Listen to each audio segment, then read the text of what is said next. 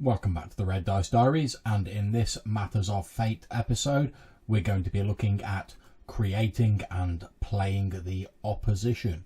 Now, one of the most important things that a GM does in a game is they play all of the NPCs or non-player characters. Now, an NPC is basically any person within the game who is not controlled by a player. That's all their allies, villainous enemies, hapless bystanders, etc. All these are NPCs controlled by the GM. Although allies and bystanders are all important for giving your campaign extra texture and flavour, the main focus of most players will probably be on the villains of your campaign world, those NPCs who stand in the way of them achieving their goals. The creators of Fate recognise that you don't always need the same level of information for an NPC as you do a player character. Sure, you could stat up old Farmer Tompkins in the same way as a player character, but if all he's going to do is provide directions to the old manor house up on the hill, do you really need to know how many stress boxes he has and what his fighting score is? Fate splits NPCs into three main types, and these are Nameless NPCs, Supporting NPCs, and Main NPCs. Nameless NPCs are the background players or extras of your campaign world, people who are generally of little significance to the story and are just there to add some local colour. The farmer from earlier in the video or the barmaid at a local tavern are just a couple of examples. A lot of time you can just get away with the description and a couple of aspects for a nameless NPC, but if you need a bit more detail, the Fate core rulebook lists three types of nameless NPC. These are average, which is sort of like your rank and file goons. They're there to make the player characters look awesome. They have one or two aspects. A couple of average, that's +1 skills, and no stress boxes, i.e. a single damaging one shift hit will take them out. Then there's fair NPCs, who are trained professionals like soldiers or perhaps pickpockets, etc. They're there mainly to drain a few of the player character's resources. They have one or two aspects, one fair, which is a +2 skill, and one or two average skills. They also have a single stress box.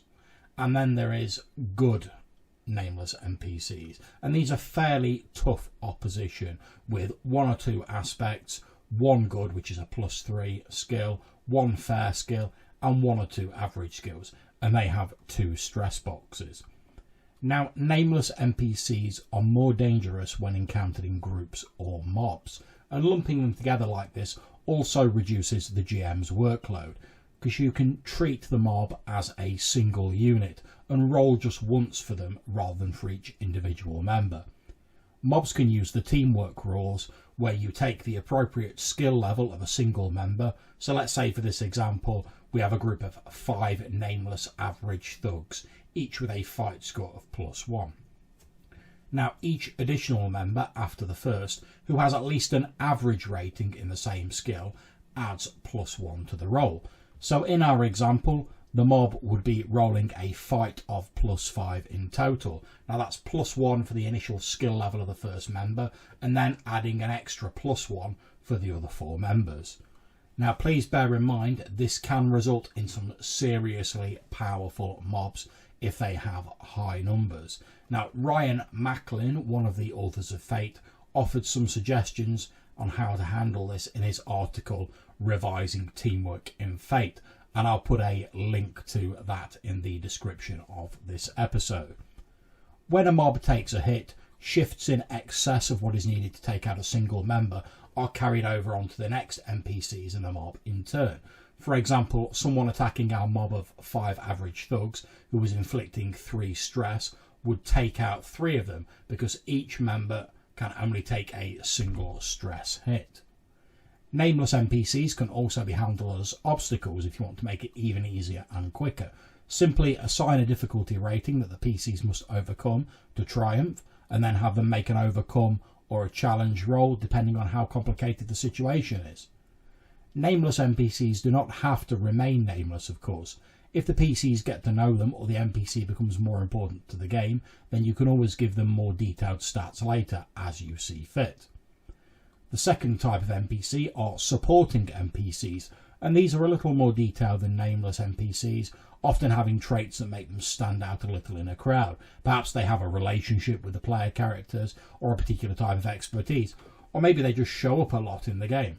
The classic example of a supporting NPC is a villain's lieutenant or a main henchman.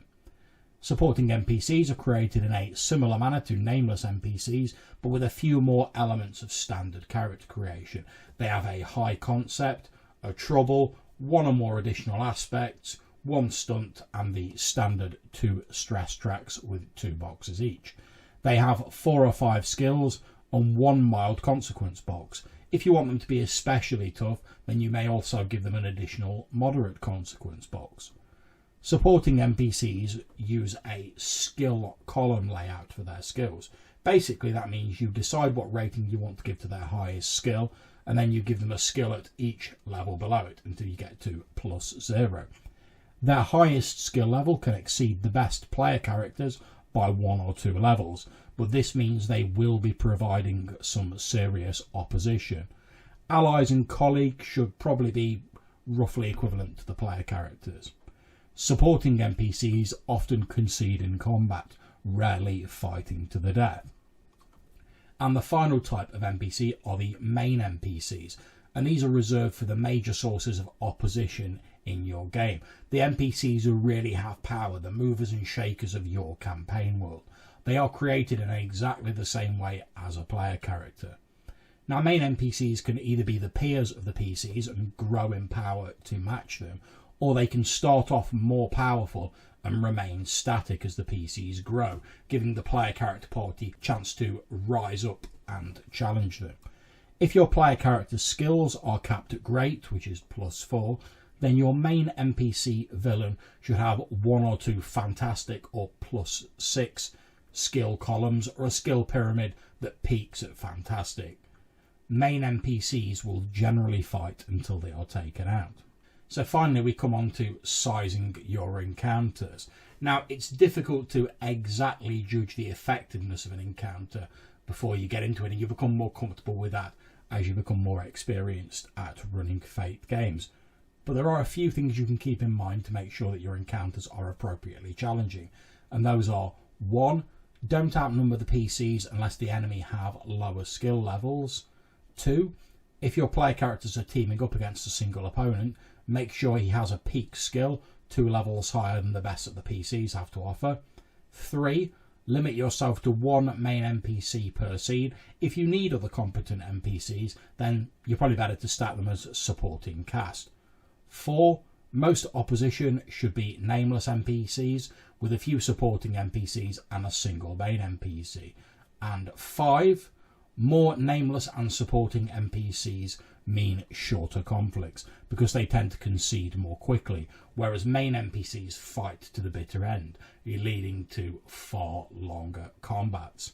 So there we are. That's some advice on playing the opposition in Fate and how you can stat them up. I hope if you've enjoyed this episode of Matters of Fate, you'll consider subscribing to our YouTube channel. If you have any comments, feel free to put them in the comments box down below, or as always, hit me up in the Google Plus link. I really do enjoy reading what you write. So until I see you next time, take care and happy gaming.